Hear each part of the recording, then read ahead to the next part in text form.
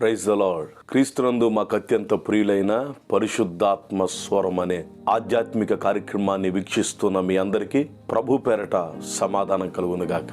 ప్రియులారా, ఈ కడవరి దినాల్లో, అంత్య దినాల్లో ఈ రీతిగా దేవుని వాక్యాన్ని మీతో పంచుకునటానికి దేవుడు నాకు ఇచ్చిన ఈ కృపకై దేవునికి నేను కృతజ్ఞతాస్తుతులు చెల్లిస్తూ ఉన్నాను. ప్రియులారా, ఈ రోజు దేవుని వాక్యాన్ని మనం విందాం. దయచేసి అందరూ కళ్ళు మూసుకునండి, ప్రార్థన చేసుకుని దేవుని వాక్యాన్ని మనం ప్రారంభించుకుందాం. మహాగణుడా, మహోన్నతుడా, కృపా సత్య సంపూర్ణుడా, నీ ఉన్నతమైన నామానికి వందనాలు నాయనా. ఈ దినాన నీ ప్రజలు నీ మాటలు వింటూ ఉండగా గ్రహింపును అనుగ్రహింప చేయమని విజ్ఞాపన చేస్తూ ఉన్నాను. వాక్యమును గ్రహించేటువంటి శక్తిని ప్రతి ఒక్కరికి మీరు అనుగ్రహింప చేయమని, అలనాడు మా పితరుడైనటువంటి పౌలు భక్తుల్లో నుండి మీరు మాట్లాడుతున్నప్పుడు లూదియా హృదయం తెరవబడినట్లుగా నీ మాటలు గ్రహించడానికి ప్రతి హృదయాన్ని మీరు తెరవ చేయమని, ఆధ్యాత్మికమైన సంగతులు గ్రహించున్నట్లు మనోనేత్రాలు మీరు తెరవ చేయమని యేసయ్య పరిశుద్ధమైన నామంలో ప్రార్థించి అడిగి వేడుకుని వాక్య భాగమును ఆరంభిస్తూ ఉన్నాను మా తండ్రి, ఆమెన్. 2వ దినవృత్తాంతాల గ్రంథం 17వ అధ్యాయం 3వ వచనాన్ని చదవటం. యెహోవా అతనికి సహాయుడై ఉండగా యెహోషాపాతు తన తండ్రి అయిన దావీదు ప్రారంభ దినములలో నడిచిన మార్గమందు నడుచుచు బయలు దేవతను ఆశ్రయింపక తన తండ్రి దేవుణ్ణి ఆశ్రయించుచు ఇశ్రాయేలు వారి చర్యలను వెంబడింపక ఆయన ఆజ్ఞలను అనుసరించి నడిచెను. ఆమేన్. హల్లెలూయా, హల్లెలూయా. ఈ రాత్రి చదవబడిన ఈ వాక్యాన్ని ప్రభు మన ముందు ఉంచారు. చదవబడిన ఈ వాక్యాన్ని మనం పరిశీలన చేస్తే ఈ వాక్యంలో మనందరికీ బాగా సుపరిచితమైనటువంటి ఒక వ్యక్తి మనకు కనబడుతూ ఉన్నాడు. ఈ వాక్య భాగంలో మనకు కనబడుతున్న ఆ మనుషుని పేరేంటంటే యెహోషాపాతు. చెప్పండి, అందరూ గట్టిగా చెప్పండి. ప్రియులారా, యెహోషాపాతు గురించి మీరు చాలా సార్లు విని ఉంటారు. ఈ భక్తుడు, ఈ భక్తుని జీవితం, ఇతని పేరు క్రైస్తవ లోకానికి, క్రైస్తవ ప్రపంచానికి చాలా సుపరిచితమైనది. యెహోషాపాతు అనగానే మీ అందరికీ ఏ గుర్తు వస్తుంది? బైబిల్ గ్రంథంలో యెహోషాపాతు అనే భక్తుల గురించి ఎంతమంది విన్నారో ఒకసారి మీ చేయి పైకి ఎత్తండి. రైట్. చాలా సార్లు మీరు విని ఉంటారు యెహోషాపాతు గురించి. యెహోషాపాతు అనే పేరు మనకు వినబడగానే జరిగిన ఒక సంఘటన మనకు జ్ఞాపకం వస్తుంది. ఇదే 2వ దినవృత్తాంతాల గ్రంథం 20వ అధ్యాయము 1వ వచనం నుండి జరిగిన సంగతి అంతా మనకు జ్ఞాపకం రావాలి. యెహోషాపాతు దేవుని ప్రజలైన యోధా వారిని పరిపాలిస్తూ ఉన్నాడు. దేవుని ప్రజలైన యోధా వారిని పరిపాలిస్తున్న దినాల్లో ఒకరోజు ఉన్నట్టుగా ఉండి హఠాత్తుగా ఆ రాజ్యం మీదకి శత్రువులు వచ్చారు. ఈ శత్రువులు ఏం చేశారంటే ఆ రాజ్యము నలుదిక్కుల చుట్టుముట్టి దండెత్తి దేవుని ప్రజలైన యోధా వారి మీదకి వచ్చారు. వచ్చిన శత్రువులు ఎవరో తెలుసా? అన్యులు. ఎవరి మీదకి వచ్చారు? దేవుని ప్రజలైనటువంటి యోధా వారి మీదకి. యోధా వారు ఇశ్రాయేలీయుల జనాంగమే. ఇశ్రాయేలు గురించి దేవుడు అన్న మాట ఏంటి తెలుసా? ఇశ్రాయేలీయులు నాకు ప్రజలై ఉన్నారు, నేను వారికి దేవుడినై ఉన్నాను అని వాగ్దానం చేశాడు. ఆయన దేవుడే తన ప్రజల విషయంలో గొప్ప వాగ్దానం చేశాడు. ఇప్పుడు దేవుని ప్రజలైనటువంటి యోధా వారి మీదకి శత్రువులు దండెత్తి వచ్చారు. ఒక దిక్కు నుంచి కాదు, నలుదిక్కుల నుండి శత్రువులు దండెత్తి హఠాత్తుగా వారి మీద పడ్డారు, వారి మీదకి వచ్చారు. ఒకడు ఈ పరిస్థితులను చూసి రాజైన యెహోషాపాతు దగ్గరికి వచ్చాయా, ఇంకేముంది, మన పరిస్థితి అయిపోయింది, మన రాజ్యము చుట్టూ ఎవరున్నారు? శత్రువులే ఉన్నారు.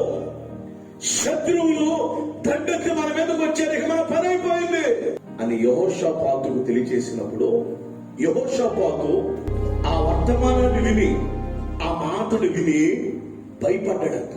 ఎందుకు భయపడ్డాడు చెప్పండి? రాజ్యము నలుదిక్కుల, ఆ రాజ్యము చుట్టూ ఎవరున్నారు? శత్రువులు ఉన్నారు. ఎప్పుడైతే శత్రువులు ఉన్నారు, శత్రువులు చుట్టుముట్టారు అని యెహోషాపాతు విన్నాడో, విన్న ఆ వర్తమానం, చెప్పిన మాట యెహోషాపాతుకు భయాన్ని కలుగు చేసింది.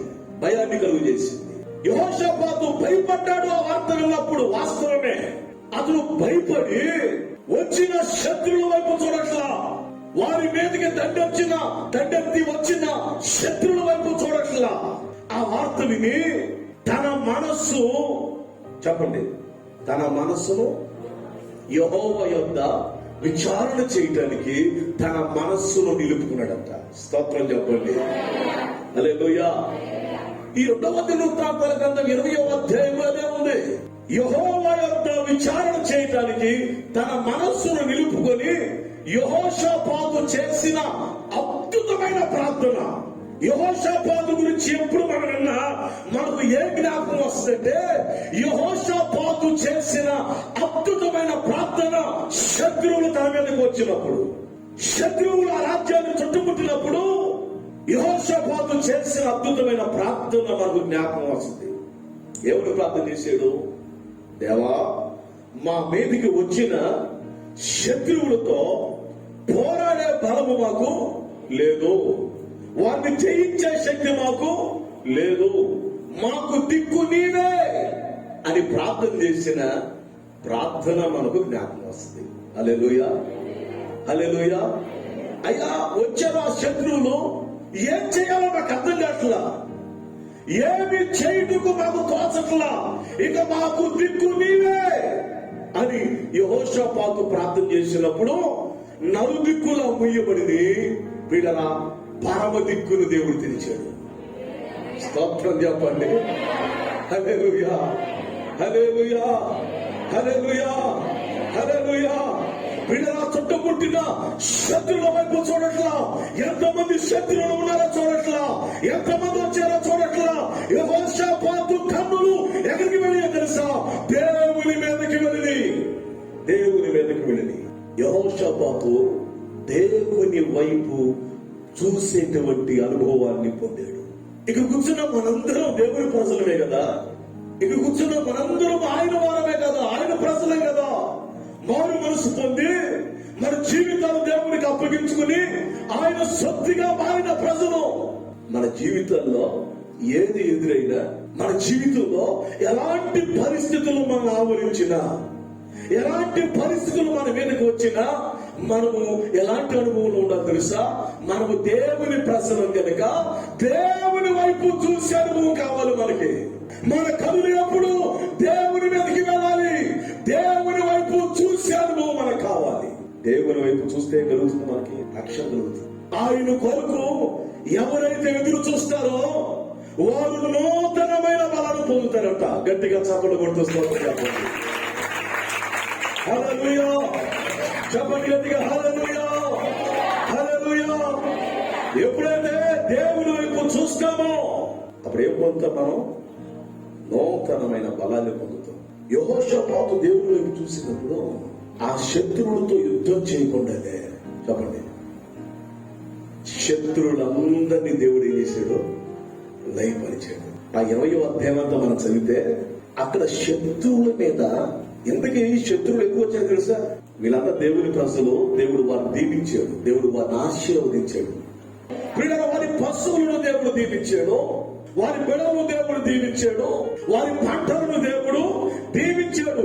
దేవుని ప్రజలు గనక, దేవుడు వారితో ఉన్నాడు గనక దేవుడిచ్చే ఆశీర్వాదాన్ని వారు అనుభవిస్తూ ఉన్నారు. దేవుడు తన ప్రజలకు సమృద్ధినిస్తున్నాడు, వారికి కావలసిన దానికంటే ఎక్కువగా.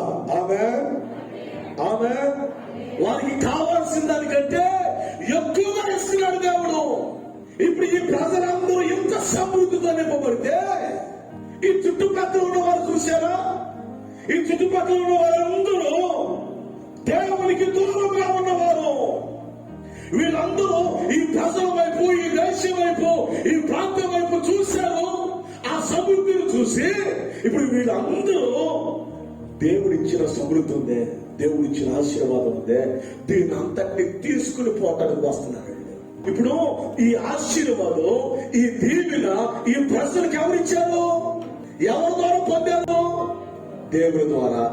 ఎవరిచ్చారు ఈ దీవెన? దేవుడే.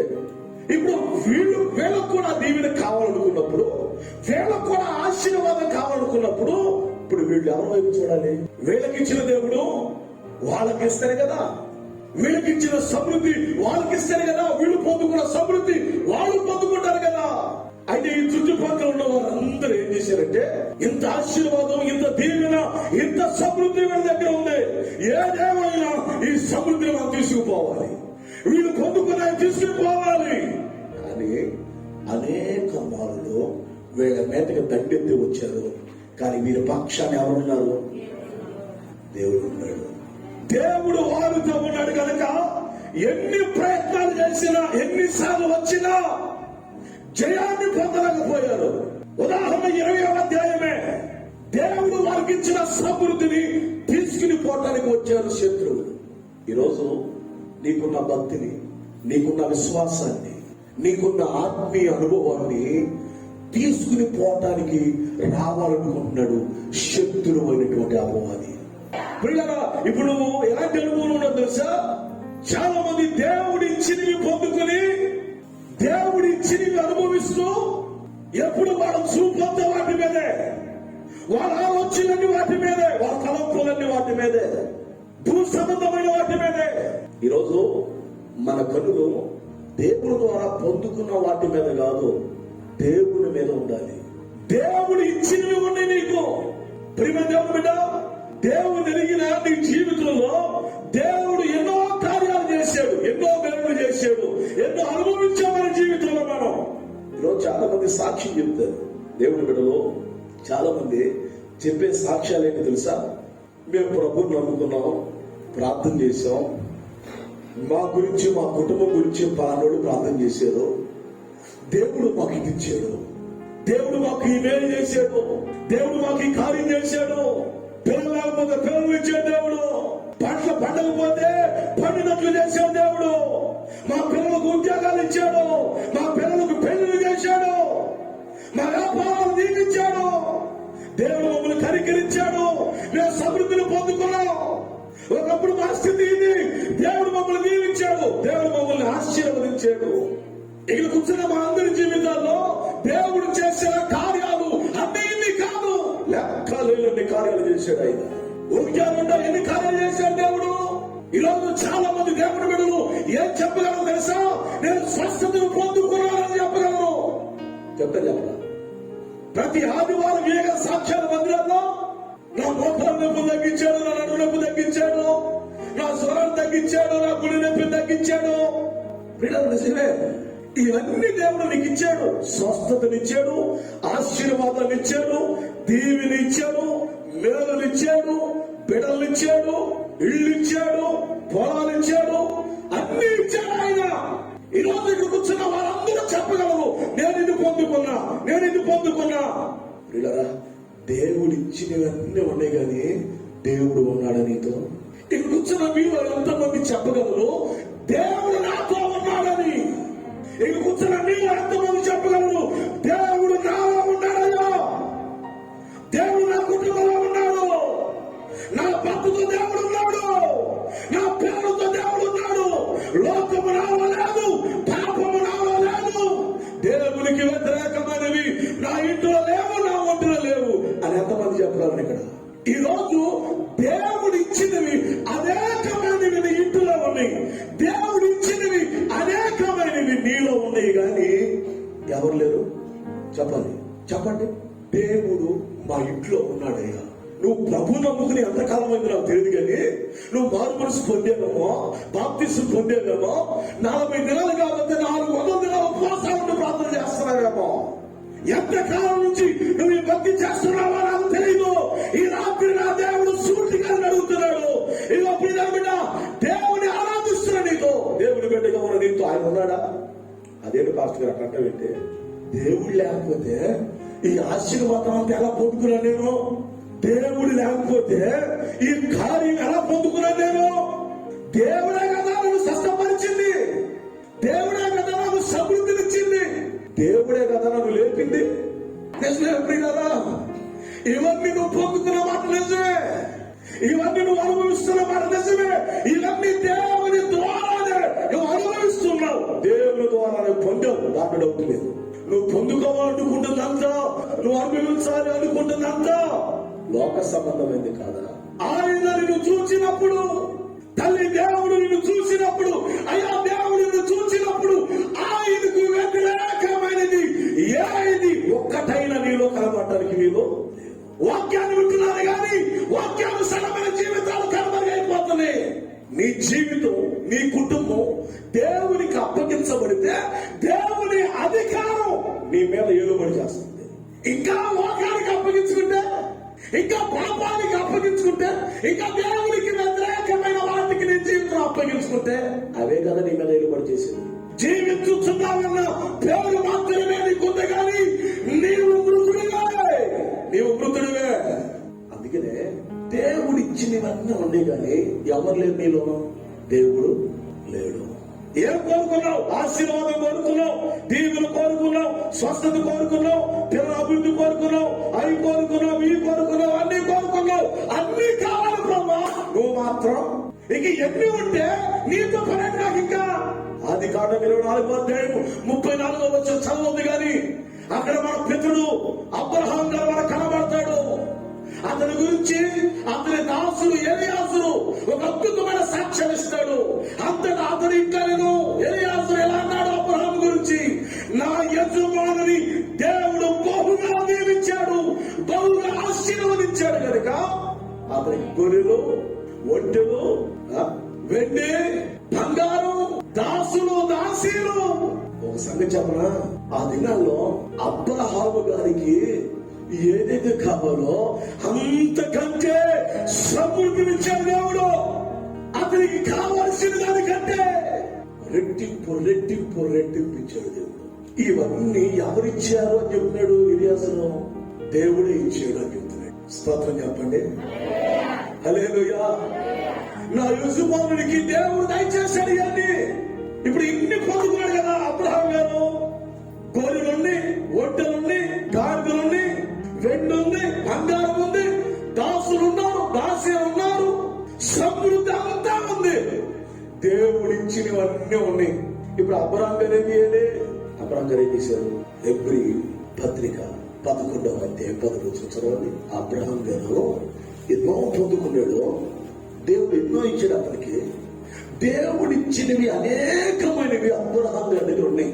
ఇప్పుడు ఇన్ని పొందుకున్నా, ఇన్నున్నా అబ్రహాం గారు ఏం చేశారు?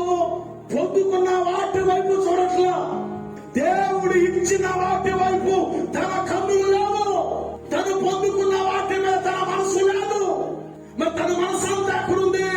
హెబ్రీ పత్రిక 11వ అధ్యాయం 10 చదవడుతున్నగా, ఏలయనగా దేవుడు దేనికి శిల్పియో నిర్మాణకుడై ఉన్నాడు, పునాదులు గల పట్టణము కొరకు అబ్రహాము ఎదురు చూపుచుండెను. ఎన్నేడు తన జీవితంలో ఒక మనుషుడికి ఇంతకంటే ఏం కావాలి? అన్ని తనతో ఉన్నాయి, అన్ని ఆయనతో ఉన్నాయి. దేవుడు ఇచ్చిన వాటి వైపు అబ్రహాం గారు చూడట్ల. అబ్రహాము గారు భూమి మీద ఉండగానే దేవుడు దేనికి శిల్పియో నిర్మాణకుడై ఉన్నాడో పునాదులు గల ఆ పట్టణము కొరకు అబ్రహాము ఎదురు చూచుచుండెను. అందుకనే బైబిల్ గ్రంథంలో ఏ భక్తునికి ఇవ్వని భాగ్యం అబ్రహాం గారికి దేవుడు ఇచ్చాడు. పరదేశంలో సింహాసనాన్ని ఇచ్చాడు. ఇప్పుడు ఆ పరదేశంలో ఉన్న సింహాసనం మీద ఎవరు కూర్చున్నారో? అబ్రహాం గారు. స్తోత్రం చెప్పండి, హల్లెలూయా. సింహాసనాన్ని ఇచ్చాడు ఆయన. దేవుని రాజ్యములో స్థానాన్ని పొందాడు. దేవుని బిడ్డమైన నీవు, దేవుని ఎరిగిన నీవు, దేవుని వైపు చూసే అనుభవాన్ని నువ్వు పొందుకుంటే, నువ్వు దేవుని వైపు చూస్తే లోకములో ఉన్నవన్నీ నీ వైపు చూసేటట్టు దేవుడు మారుస్తాడు. లోకములో ఉన్నవన్నీ నీ వెనక రావాలి. నువ్వేడు చూడాలి? ఎప్పుడు నీ కళ్ళు ఎక్కడ ఉండాలి? ఎప్పుడు నువ్వు ఎటు చూడాలి? ఇదొక్కటి నీ జీవితంలో నేర్చుకుంటే చాలండి. ఇదొక్కటే నీ జీవితంలో ఏ పరిస్థితి ఎదురైనా, ఏ స్థితి ఎదురైనా, ఏది సంభవించిన, రోగాల, బాధల, ఇరుకుల, ఇబ్బందుల, శోధనల, అవమానాల, దరిద్రత లేక ఏదైనా నువ్వు దేవుని వైపు చూస్తే లోకములో ఉన్నవన్నీ నీ వైపు చూసేటప్పుడు మార్చేస్తాడు ఆయన. శత్రువులు రాజ్యము చుట్టూ చుట్టముట్టిన వేళ యెహోషాపాతు దేవుని వైపు చూస్తూ, అయ్యా మాకు ఆధారం నీవే, మాకు దిక్కు నీవే, నువ్వు బహుబలమైన వాడవు, నిన్ను ఎదిరించుట ఎవరికి శక్తి చాలదు, మాకు దిక్కు నీవే, మాకు దిక్కు నీవే. అద్భుతమైన విజయాన్ని ఇవ్వటమే కాకుండా ఆ కింద మనం చదివితే శత్రువుల దగ్గర ఉన్న వస్త్రాలు, వెండి, బంగారం వీళ్ళు దోచుకుపోవటానికి వచ్చారు కదా, వీళ్ళ దగ్గర ఉన్నాయి, దోచుకుపోవటానికి వచ్చారు కదా ఈ శత్రువులు. కానీ దేవుడు ఏం చేసి తెలిసిన చెప్పండి, దోచుకుపోవటానికి వాళ్ళ దగ్గర వాళ్ళు వస్తే వాళ్ళ దగ్గర ఉన్నదంతా తీసుకొచ్చి వాళ్ళ దగ్గర వీళ్ళు ఇచ్చాడు. బిడ్డ, ఇప్పటికే అపవాది నీ భక్తిని తీసుకుపోయాడు, నీ విశ్వాసాన్ని తీసుకుపోయాడు, నీ భక్తిని బలహీనం చేశాడు, నీ విశ్వాసాన్ని బలహీనం చేశాడు, లోకములోనికి లాగేశాడు, లోక సంబంధమైన ఆలోచనలోనికి పడబట్టేశాడు. ఈ ఉపవాస ప్రాంతంలో నువ్వు దేవుడి వైపు చూశాను వాళ్ళు పొందాలి. అవును, ఆయన ప్రజలమైన మనము ఆయన వైపు చూడాలి. లోకం వైపు చూడటానికి వీల్లేదు, లోకములో ఉన్న వాటి వైపు చూడటానికి వీల్లేదు. లోకము దాని ఆశలు ఏమైపోతాయి. యెహోషాపాతు అనే మాటకు అర్థం ఏంటంటే యెహోవా న్యాయము తీర్చెను అని అర్థం. అవును, మన దేవుడు న్యాయాధిపతి, న్యాయం తీర్చేవాడు ఆయన. అన్యాయస్తులు ఆయన ఎదుట నిలవలేరు. మన దేవుడు న్యాయాధిపతి, న్యాయము తీర్చేవాడు ఆయన. యెహోషాపాతు అనే పేరు కలిగిన వారు బైబిల్లో ఎంతమంది ఉన్నారు? యెహోషాపాతు అనే పేరు కలిగిన వారు బైబిల్లో 5 ఉన్నారు. నెంబర్ 1 రెండవ సమూయేలు గ్రంథం 8వ అధ్యాయం 16వ వచనం. 2వ సమూయేలు గ్రంథం 8వ అధ్యాయం 16వ వచనం. సెరూయా కుమారుడు యోవాబు సైన్యములకు అధిపతి అయి ఉండెను. అహీలూదు కుమారుడు యెహోషాపాతు రాజ్యపు దస్తావేజుల మీద ఉండెను. హల్లెలూయా. అహీలూదు కుమారుడైన యెహోషాపాతు రాజ్యపు దస్తావేజుల మీద అధిపతి అయి ఉండెను. దావీదు దేవుని ప్రజలైన ఇశ్రాయేలుని పరిపాలిస్తున్న దినాల్లో దావీదు రాజు కింద కొంతమంది మంత్రులు ఉన్నారు. ఆ మంత్రులు ఒక మంత్రి ఇప్పుడు నేటి దినాల్లో ఆర్థిక శాఖ మంత్రి అంటారు. ఇప్పుడు రాజేంద్ర గారు మనకి ఆర్థిక శాఖ మంత్రి ఎలా ఉన్నాడో అలా దావీదు ఏలుబడిలో, దావీదు పరిపాలనలో ఆర్థిక శాఖ మంత్రిగా ఉన్నాడు ఈ అహీలూదు కుమారుడైన యెహోషాపాతు. ఆ రాజ్యంలో ఉన్న దస్తావేజులన్నింటి మీద, ఆ దస్తావేజులు ఏముంది? జమాలెక్కలన్నీ ఉండి, ఇదో మన ధనాగారం ఎంత, మన ఆస్తి ఎంత, మన సంపద ఎంత, మన రాబడి ఎంత, పనులు వచ్చిందెంత, ఖర్చు పెట్టిందెంత, మిగిలిందెంత, పోయిందంత, మనదెంత అని లెక్కలు రాసుకుంటాడు. ఎవరు? అహీలూదు కుమారుడైన యెహోషాపాతు. ఎంతమంది యెహోషాపాతులు ఉన్నారని చెప్పాను చెప్పండి. నెంబర్ 1 అహీలూదు కుమారుడైన యెహోషాపాతు, ఇతడు ఆర్థిక శాఖ మంత్రి. నెంబర్ 2 మొదటి వృత్తాంతాల గ్రంథం 15వ అధ్యాయము 24వ వచనం. షెఫన్యా, యెహోషాపాతు, నేతనేలు, అమాషై, బెనాయా, ఎలియాజరు, అను యాజకులు దేవుని మందసమునకు ముందు పూరలు ఊదువారుగాను. చాలు, మీ అందరికీ ఒబేదేదేవు అనే వ్యక్తి తెలుసు కదా? తెలుసు కదా? దేవుని మనసు ఎన్ని నెలలు ఒబేదేదేవు ఇంట్లో ఉండే? 3 నెలలు. దేవుని మనసు ఎక్కడ ఉండాలి? ఇశ్రాయేలీయుల ప్రజల మధ్య ఉండాలి, ప్రత్యక్ష గుణాలలో ఉండాలి. అది 3 నెలలు ఈ మనసు ఒబేదేదేవు ఇంట్లో ఉండుటొచ్చాక దేవుడు ఒబేదేదేవు ఇంటిని దీవించాడు. అప్పుడు దావీదు బుద్ధి తెచ్చుకుని, ఒరే, ఈ మందసం ద్వారా ఆశీర్వాదమే గాని ఆ కీడు ఏ మాత్రం కానే కాదు. ఇప్పుడు ఈ మనసు, ఇప్పుడు ఈ ఆశీర్వాదం ఈ ఇంటిగా పరిమితం అవ్వకూడదు. ఈ ఆశీర్వాదం మనందరి ఇళ్ళ మీద ఉండాలి. ఆమేన్. హల్లెలూయా, హల్లెలూయా, హల్లెలూయా. దేవుడిచ్చే ఆశీర్వాదం ఈ ఇంటిగా పరిమితం అవ్వకూడదు. మన ఇళ్ళని దీవించబడాలి, మన రాజ్యం అంతా దీవించబడాలి. మనసాన్ని తీసుకురండి అని చెప్పాడు. ఇప్పుడు మనసాన్ని మోయవారు లేవీయులు. ఇప్పుడు ఈ మనసానికి ముందు ఎవరున్నారు? యాజకులు ఉన్నారు. ఇందాక చదివే తెలుగు, వాళ్ళందరూ మందసానికి ముందు ఉన్నటువంటి యాజకులు. ఆ యాజకుల చేతుల్లో ఏమండి? పోలలో. ఆ పోలు పట్టుకుని ఊదుతూ ప్రభుని ఘనపరుస్తూ ప్రభుని మహిమపరుస్తూ వస్తున్నారు యాజకులు. లేవీయుల మందసాన్ని వస్తున్నారు, ప్రజలందరూ వెనక వెంబడిస్తున్నారు. ఆ మందసానికి ముందు బోరలు ఊదుతున్న యాజకులలో ఒక యాజకుని పేరు యెహోషాపాతు. స్తోత్రం చెప్పండి. హల్లెలూయా, హల్లెలూయా. నెంబర్ 3, 1 రాజుల గ్రంథం 4వ అధ్యాయం 17వ వచనం. ఇశ్శాఖారు దేశమందు పరూయహు కుమారుడైన యెహోషాపాతు ఉండెను. స్తోత్రం చెప్పండి గట్టిగా.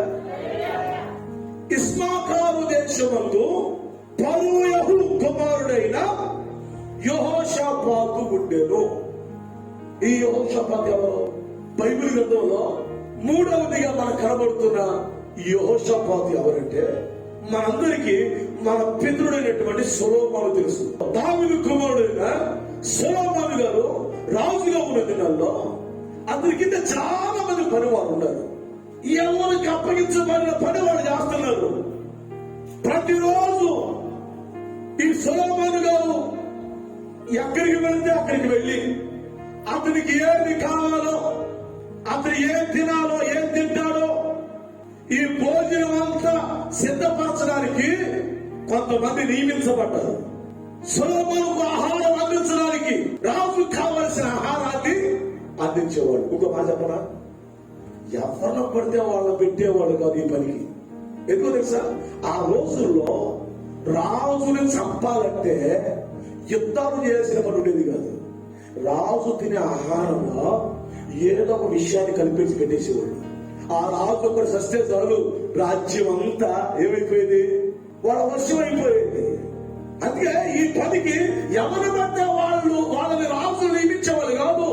ఎంతో ముఖ్యుడై ఉండాలి, ఎంతో నమ్మిన వాడై ఉండాలి. ఒక మాట చెప్పాలంటే సొలొమోను నమ్మినటువంటి వ్యక్తి. స్తోత్రం చెప్పండి. హల్లెలూయా, హల్లెలూయా. ప్రతిదినం, ప్రతిరోజు సొలొమోనుకు కావలసిన ఆహారాన్ని తీసుకొచ్చి ఆ బల దగ్గర అందించేటువంటి ఆ పనివారులో ఒక పనివాడు ఇశ్శాఖారు గోత్రానికి సంబంధించిన, దేశానికి సంబంధించిన పరూయహు కుమారుడైన యెహోషాపాతు. నెంబర్ 4, 2వ రాజుల గ్రంథం 9వ అధ్యాయం 2వ వచనం. నిమ్షీకి పుట్టిన యెహోషాపాతు, నిమ్షీకి పుట్టిన కుమారుడు ఎవరు? యెహోషాపాతు. ఇప్పుడు ఎంతమంది అయ్యారు? 4. నెంబర్ 5, 2వ దినవృత్తాంతాల గ్రంథం 17వ అధ్యాయం 1వ వచనంలో మన కనబడుతున్న, ఆరంభంలో మనం చదువుకున్నటువంటి వచ్చిన భాగాల్లో మనం కనబడుతున్న యెహోషాపాతు. స్తోత్రం చెప్పండి.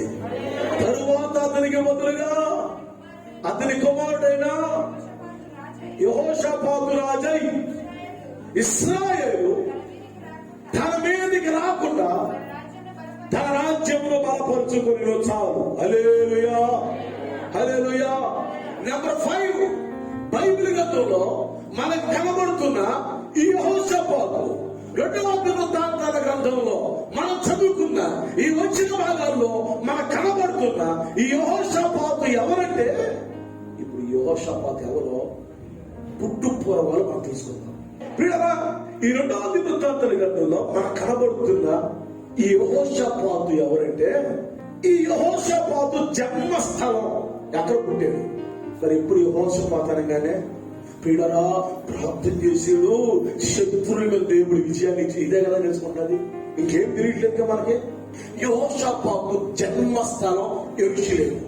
దేవుని ప్రజలైన యూదా వారిని పరిపాలించిన రాజుల్లో ఎక్కువ శాతం పుట్టింది ఎక్కడంటే యెరూషలేములోనే. యెరూషలేములోనే ఈ యెహోషాపాతు జన్మస్థలం యెరూషలేము. తండ్రి పేరు ఆసా. అజూబా అనే దంపతులకు యెరూషలేములో జన్మించాడు యెహోషాపాతు.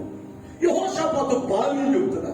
దాదాపు ఈ యెహోషాపాతు ఆసా అజూబాలు ఈ ఇద్దరికి చెప్పించి ఇంచుమించు 35 సంవత్సరాలు వచ్చేంత వరకు, యెహోషాపాతు గారికి 35 సంవత్సరాలు వచ్చేంత వరకు ఏ లోపు లేకుండా పెరిగాడు. ఏ కుటుంబంలో పుట్టాడు? రాజ కుటుంబంలో. రాజు కుటుంబంలో పుడితే ఏ లోటైనా ఉంటుందండి? చెప్పండి. ఏ కొరతైనా ఉంటుందా? ఏ లోటు లేకుండా, ఏ కొరత లేకుండా మంచిగా బతికాడు. 33 సంవత్సరాల వయసులో ఉన్నట్టుగా ఉండి హఠాత్తుగా ఇంటిలో ఒక సంఘటన జరిగింది. ఏంటంటే, తన తండ్రి అయిన ఆశ జబ్బున పడి మంచాన పడ్డాడు. జబ్బు వచ్చింది. ఎందుకు? దేవుని వైపు చూడాల్సిన ఆశ, దేవుని నమ్మాల్సిన ఆశ.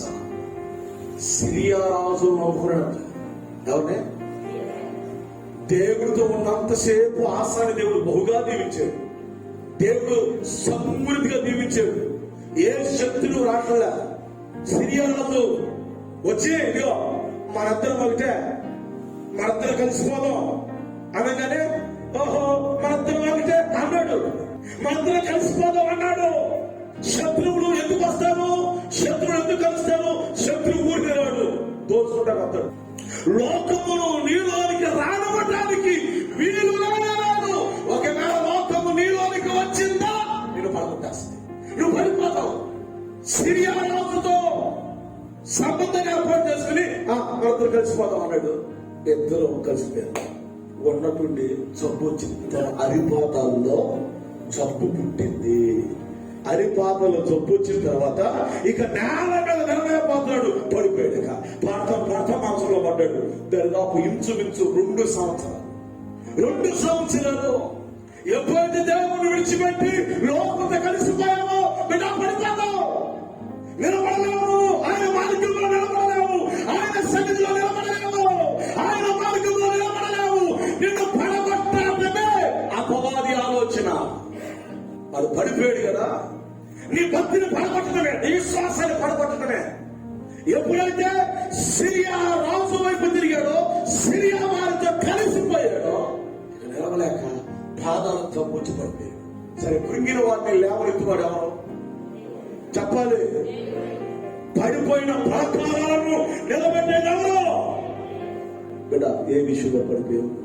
ఏ విషయంలో పడిపోయావు? నువ్వు ప్రాంతంలో పడిపోయావేమో, విశ్వాసంలో పడిపోయావేమో, లోకంలో పడిపోయావేమో, లోక ఆచారాల్లో పడిపోయావేమో, లోక పద్ధతిలో పడిపోయావేమో. పడిపోయిన నిన్ను, పడిపోయిన నీ కుటుంబాన్ని దేవుడు లేపాలనుకుంటున్నాడు. ఈ రాత్రి పడిపోయిన నిన్ను కట్టాలనుకుంటున్నాడు. పడిపోయిన నీ ప్రాకారాన్ని నిలబెట్టాలనుకుంటున్నాడు ఆయన. ఎన్నిసార్లు పడిపోయావు నువ్వు? ఈ వాక్యం వింటున్నా ప్రేమ నిలబెడదారా? నీ భక్తి జీవితంలో, నీ విశ్వాసంలో ఎన్నిసార్లు పడిపోయావు? ఈ రాత్రి పడిపోయిన అనుభవంలో ఉన్నామేమో, నిన్ను లేపాలని దేవుడు కోరుకుంటాడు. ఆయన గట్టిగా చప్పలు కొట్టు స్తోత్రం చేద్దాం. హల్లెలూయా, హల్లెలూయా, హల్లెలూయా. భక్తిలో పడిపోయేవేమో, విశ్వాసంలో పడిపోయేవేమో, ఆత్మీయ జీవితంలో పడిపోయేవేమో, లోకంలో పడిపోయేవేమో. ఆ పడిపోయినప్పుడు అయ్యా నేను పడిపోయానయ్యా, నన్ను లేపోయా, నన్ను దేవుని వైపు చూడాలద్దా? చెప్పండి. దేవుని ఆశ్రయించాలవద్దా? ఆయన ఆశ్రయించే వారికి ఏ మేలు కొద్దువై ఉండదు. ఈ లోకం పెట్టింది ఎవరు? తీసేసేది ఎవరు? పెట్టింది ఆయనే, తీసేది ఎవరితో? ఆయనతో వచ్చింది, ఆయన పెట్టాడు. పెట్టింది ఆయన, తీసేయాల్సింది ఆయన. ఇప్పుడు నువ్వు ఎక్కడ పోగొట్టుకున్నావో అక్కడ ఏం చేయాలి? వెతకాలి. మంచాన్ని పడ్డాడు, సబ్బులు పడ్డాడు, అప్పుడు దేవాక్షేమం చదవాలి. వైద్యులను ఆశ్రయించాలంటే పడిపోయిన తర్వాత 2 సంవత్సరాలు అవకాశం ఇచ్చాడు దేవుడు. ఎన్ని సంవత్సరాలు? 2 సంవత్సరాలు. బిడ్డ నీకు ఎన్ని అవకాశం ఇస్తున్నాడు దేవుడు. నా 2 చేతులు దండం పెట్టి చెప్తున్నా, మారు మనసు నిజమైన బ్రతుకు బ్రతకండి, నిజమైన విశ్వాసాలు ఉండండి, బంధించబడండి. లోకానికి వేరే బతకండి, పాపానికి వేరే బతకండి, పరిశుద్ధులుగా బ్రతకండి, నీతిమంతులుగా బ్రతకండి. ఆయన రాత్రి కొరకు సిద్ధపడండి. బల నమ్మకమైన నా మంచి దాసురా, బల నమ్మకమైన నా మంచి దాసురాలా, నేను ఇచ్చిన రక్షణ కాపాడుకున్నావు, విశ్వాసాన్ని కాపాడుకున్నావు. బిడ్డ రా, నీ కొరకు సిద్ధపరిచిన రాజ్యంలోనికి. దేవుడు అవకాశం ఇచ్చాడు, ఆ అవకాశాన్ని నిలబెట్టుకోలేదు ఆశ. ఆ సమయంలో కూడా వైద్యులను ఆశ్రయించాడంట, చనిపోయాడు. దేవుడు అవకాశం ఇచ్చాడు, సద్వినియోగం చేయలేదు, పోయాడు. ఈరోజు వాక్యం చేత నీ జీవితాన్ని కట్టుకోవడానికి, వాక్యం చేత నువ్వు ఈ సంఘం సరిపోవడానికి దేవుడు ఒక అవకాశం ఇస్తాడు. రాత్రి మీరు సరి చేసుకుంటారా? యుగాలు ఆయనతో ఉంటారు, లేకపోతే పోతారు నరకానికి. చచ్చు లేదు, పుచ్చు లేదు. నీ భక్తి వ్యర్థం, నీ ప్రార్థన వ్యర్థం, నీ ఉపవాసం వ్యర్థం. ఎందుకంటే ఆయనతో కాకుండా జీవితం ఎందుకంటే నీకు ఆయన సరుకులు ఉంటూ, ఆయన సరుకులు ఉంటూ, ఉపవాసాలుంటూ లోక సంబంధమైన జీవితం ఎందుకంటే, ఇంకా లోక సంబంధమైన తలపులు ఎందుకంటే, ఇంకా లోక సంబంధమైన మాటలు ఎందుకంటే, ఇంకా చనిపోయిన తర్వాత అతనికి మారుగా, ఆసాకి మారుగా బదులుగా 35వ ఏట అని రాజు అయ్యాడు. ఎవరు? యెహోషాపాతు. 35వ ఏట రాజై ఇంచుమించు 25 సంవత్సరాలు దేవుని ప్రజలైన యోధా వారిని యెహోషాపాతు పరిపాలన చేశాడు. ఎన్ని సంవత్సరాలు అంటే? 35, 25 ఎంత? 60 సంవత్సరాలు బతికాడు యెహోషాపాతు. ఈ భూమి మీద జీవించిన జీవితం 60 సంవత్సరాలు.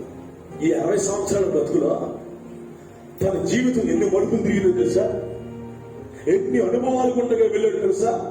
17వ అధ్యాయం మొదటి వచ్చిన యెహోషాపాతు రాజవరానే తను చేస్తున్న మొదటి పని ఏంటంటే దేవుని వైపు చూసేటువంటి అనుభవాన్ని కలిగి ఉంటాడు.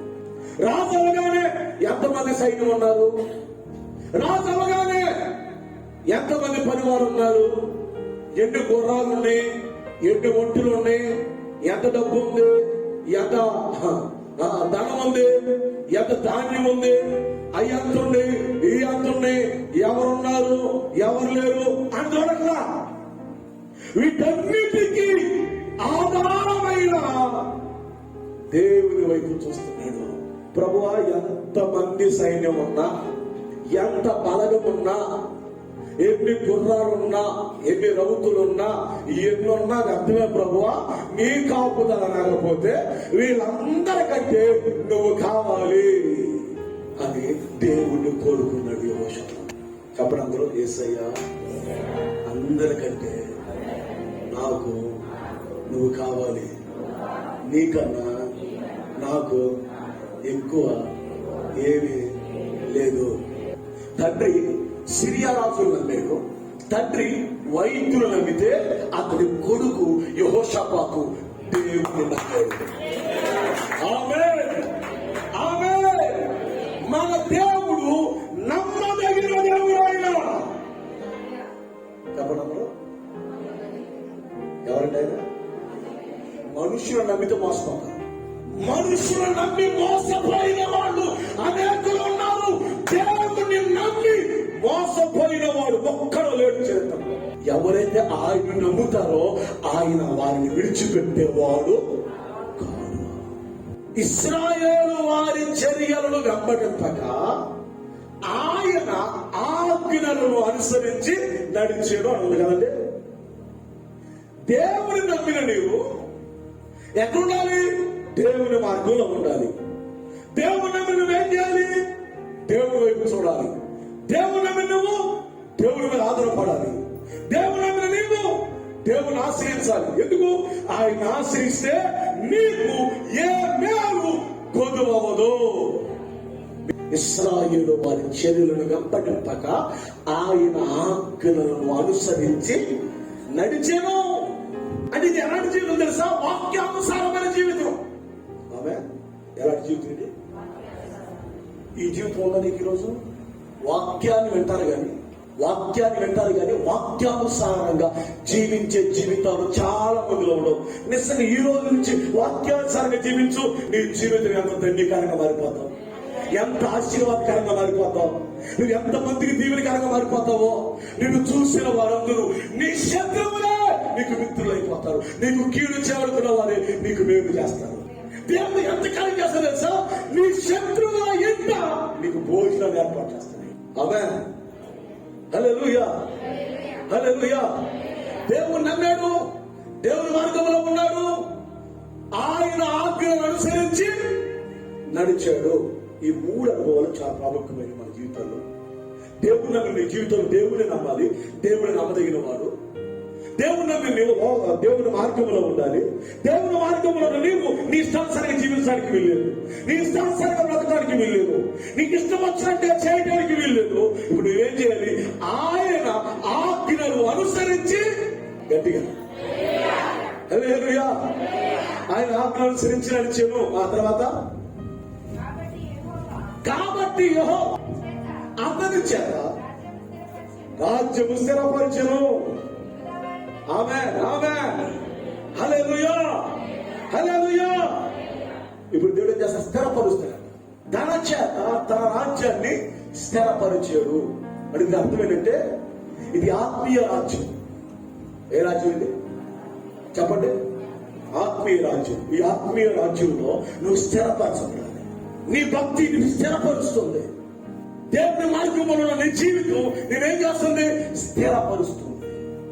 ఇశ్రాయేలు వారి చర్యలను వెంబడింపక ఆయన ఆజ్ఞలను అనుసరించి నడిచెను. గనుక దేవుడు తన చేత తన రాజ్యాన్ని స్థిరంగా ఉండిపెట్టారు. స్థిరంగా ఉండు, స్థిరమైన మనసు, స్థిరమైన బుద్ధి కలిగి స్థిరపరుస్తాడు దేవుడు. ఎవరైతే ఆయన మీద ఆధారపడతారో వాళ్ళు స్థిరపరుస్తాడు దేవుడు. స్థిరపరిచిన తర్వాత అతనికి ఐశ్వర్యం, ఘనత మెండుగా కలిగిన. ఎంత ఐశ్వర్యం కలిగినా, ఎంత ఘనత కలిగినా యెహోవా మార్గముల యందు నడుచుకున్నటకు తన మనసును దృఢపరచుకొని ఉన్నత స్థానంలో ఉన్న దేవతా స్తంభములను యూదాలో నుండి తీసివేసాను. చాలు. స్థిరపరచబడిన తర్వాత బ్లెస్సింగ్స్ వస్తుంది. ఆమేన్. ఏమొస్తున్నాయి? ఆశీర్వాదాలు వస్తున్నాయి, దీవెనలు వస్తున్నాయి. దేవుడు ద్వారా ఆశ్చర్యమైన సాయం కలిగిందంట, మెండుగా కలిగిందంట. కదండి, ఉందా? మెండుగా కలిగింది. అతనికి ఐశ్వర్యము, ఘనత మెండుగా కలిగింది. తనకి ఎంత ఐశ్వర్యం, ఎంత ఘనత మెండుగా కలిగినా తన మనసంతా ఎక్కడ ఉంది? ఆయన మార్గంలో నడపడం. ఆయన మీద ఉంది తన మనసు, ఆయన మీద ఉంది. దేవుడు ఇచ్చిన వాటి వైపు లేదు, దేవుని వైపు ఉంది. పొందుకున్న వాటి వైపు లేదు, ఇచ్చిన దేవుడి వైపు తన మనసు. స్తోత్రం చెప్పండి. తన మనసును దృఢపరుచుకున్నాడు. తన మనసు ఐశ్వర్యం మీద, ఘనత మీద లేదు. తన మనసు దేవుడి మీద ఉంది, దృఢపరుచుకున్నాడు దాన్ని. స్తోత్రం చెప్పండి. దృఢపరుచుకుని ఏం చేశాడు? ఉన్నత స్థలముల్లో ఉన్న దేవతా స్తంభములను యూదాలో నుండి తీసివేసెను. పాపములు తీసివేయడానికి వచ్చాడు ఆయన. పాపం పోవాలి ముందు. నీ రోగాలు కాదు పోవాల్సింది, ఆకలి కాదు పోవాల్సింది, ఇరుగులు కాదు పోవాల్సింది, ఇబ్బందులు కాదు పోవాల్సింది. ఇప్పుడు నీలో ఉన్న పాపం పోవాలి. ఎన్ని లోపాలు, ఎన్ని అవిధేయతలు తీసివేయాలి. యోధాలో నుండి దేవతా స్తంభాలను తీసివేసింది. ఇప్పుడు ఏదైతే నీ భక్తికి ఆటంకం ఉందో, నీ విశ్వాసానికి ఏదైతే ఆటంకం ఉందో, ఎన్నో స్తంభాలని, ఈ స్తంభాలని యోధాలో నుండి అతను నీలోనే తీసేయాలి. తీసివేసాడు. తీసేసిన తర్వాత తన ఏలుబడి యందు 3వ సంవత్సరమున యోధా పట్టణములలో జనులకు ధర్మశాస్త్రమును బోధించుటకై అతడు 14 మంది, తర్వాత 2 యాజకులు, మొత్తం 16 మంది. ఆ తర్వాత చదువు కింద యెహోవా ధర్మశాస్త్ర గ్రంథమును చేత పట్టుకుని యోధా వారి మధ్య ప్రకటన చేయించు, యూదా పట్టణములన్నిటిని సంచరించు జనులకు బోధించిరి.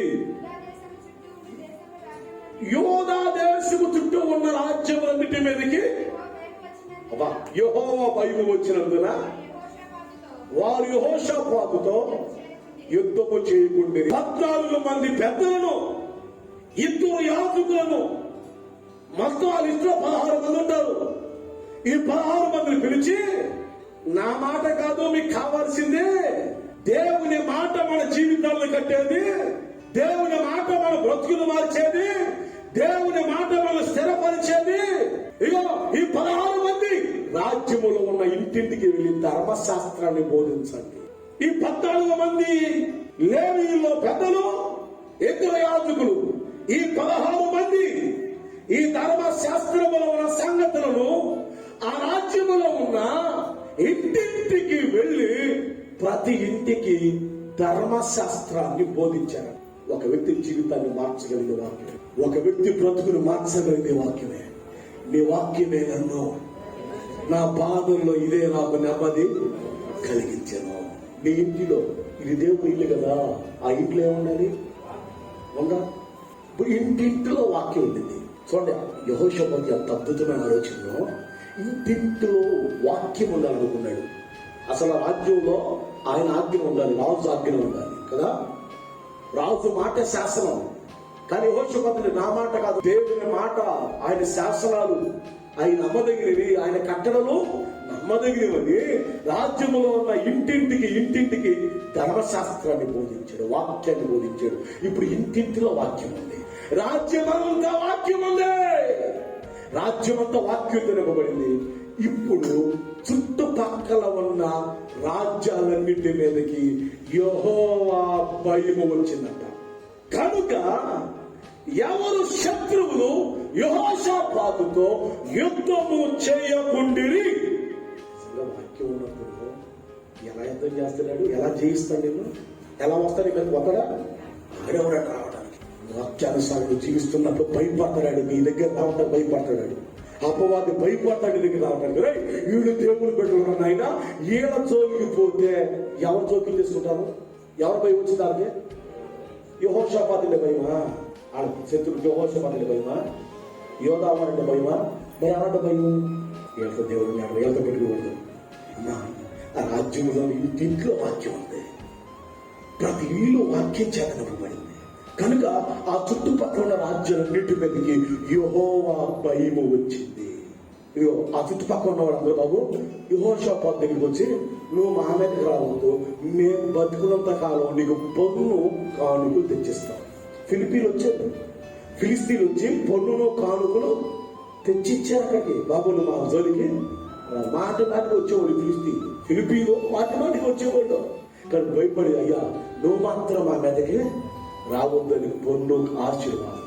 ఏ సాతానైతే, ఏ శత్రువు అయితే నేను దోచుకోవాలనుకుంటున్నాడో, కీడు చేయాలనుకుంటున్నాడో, ఆ కీడును మేలుగా మార్చేస్తాడు ఆయన. ఎంతవరకు ప్రియ బిడ్డ వాక్యాన్ని విన్నావు, దేవుని మాటలు విన్నావు, దేవుడు స్పష్టంగా నీతో మాట్లాడుతూ వచ్చాడు. అనేక సంగతులు దేవుడికి తెలియజేస్తూ వచ్చాడు. నీ భక్తిని ముందు ఉంచుతూ వచ్చాడు. నిన్ను స్థిరపరచడానికి, కుడికైనను ఎడమకైనను తొట్టిల్లిపోకుండా స్థిరంగా ఆయన మార్గంలో ఉండడానికి పరిశుద్ధాత్మ దేవుడు నీతో మాట్లాడుతూ వచ్చాడు. నా ప్రేమ దేవుని బిడ్డ, అపవాది ఇప్పటికే నీ కుటుంబాన్ని పడగొట్టాడు, నీ విశ్వాసాన్ని పడగొట్టాడు, నీ జీవితాన్ని పడగొట్టాడు. అది ఇప్పుడు నేను నిలబెట్టాలని ప్రభు కోరుకుంటాడు. ఎస్, యెహోషాపాతు దేవుని వైపు చూసాడు, దేవుని మార్గంలో ఉన్నాడు, ఆయన ఆజ్ఞలు అనుసరించి నడిచాడు. తను వాక్యానుసారంగా జీవించడమే కాకుండా రాజ్యంలో ఉన్న వారందరూ వాక్యానుసారంగా జీవించాలని, వారందరూ దేవుని మాట ప్రకారంగా బ్రతకాలని, దేవుని వాక్యమే బ్రతికించేదని, దేవుని వాక్యమే జీవాన్నిచ్చేదని, దేవుని మాటే జీవితాలను కట్టేదని, సరిచేసేదని ఇంటింటికి వాక్యాన్ని పంపాడు. ప్రతి ఇంటిలో వాక్యం ఉంది కనుక చుట్టుపక్కల ఉన్న రాజ్యాలన్నింటి మీదకి యెహోవా భయం వచ్చింది. అవును, ఈ మొదటి భాగంలో దేవుడు స్పష్టంగా నీతో మాట్లాడుతూ వచ్చాడు. అప్పగించుకో దేవుడికి. లోకానికి అప్పగించుకుంటే లోకం నీ మీద నిలబడి చేస్తుంది, పాపానికి అప్పగించుకుంటే పాపం నీ మీద నిలబడి చేస్తుంది, శరీరానికి అప్పగించుకుంటే శరీరము నీ మీద నిలబడి చేస్తుంది, దేవుడికి అప్పగించుకుంటే దేవుడు నీ మీద నిలబడి చేస్తాడు. దేవుని ఏలుబడి నీ మీద జరగాలి. దేవుని ఏలుబడి నీ కుటుంబం జరగాలి. దేవుడు ఈ రాత్రి నేను నడిపించాలనుకుంటున్నాడు, నీ కుటుంబాన్ని నడిపించాలనుకుంటున్నాడు. ఈ కలవరి దినాల్లో, ఈ అతి దినాల్లో నీ విశ్వాస జీవితాన్ని ఆయన నడిపించాలని కోరుకుంటున్నాడు. అప్పగించిన దేవుడికి రాత్రి లోబడి బిడ్డ ఈ రాత్రి దేవుడికి సజీవయానంగా సంపూర్ణంగా నిన్ను అప్పగించుకో దేవుడికి. ప్రార్థన. ప్రభువా, ఈ రాత్రి నీ సేవకుని నన్ను నిలబెట్టుకుని నీ ప్రజలతో మాట్లాడుతూ వచ్చారు. దేవా, ఎంత గొప్ప దేవుడివి నాయన. స్పష్టంగా ఒక్కొక్కరితో మీరు మాట్లాడుతూ వచ్చినందుకే నీకు స్తోత్రం, ఒక్కొక్కరితో మాట్లాడినందుకే నీకు స్తోత్రం, ఒక్కొక్కరిని సరిచేసినందుకే నీకు స్తోత్రం. బిడ్డలు ఈ మాటలు విన్నారయ్యా, మీరు వారికి మాత్రమే కాక గ్రహించి వాక్యానుసారిగా జీవించడానికి సాయం చేయి. నిజమే, నువ్వు మమ్మల్ని చూసినప్పుడు ఏ లోపం మాలో ఉండడానికి వీల్లేదయ్యా, ఏ అవినైతే మాలో ఉండడానికి వీల్లేదు, నీకు వ్యతిరేకమైన ఏది మా యందు ఉండడానికి వీల్లేదు. దయతో ప్రభు మమ్మల్ని క్షమించి నీ మార్గం నడిపించి స్థిరపరచమని యేసయ్య నామములో ప్రార్థించి అడిగి వేడుకుని వాక్యమును ముగిస్తూ ఉన్నాను మా తండ్రి.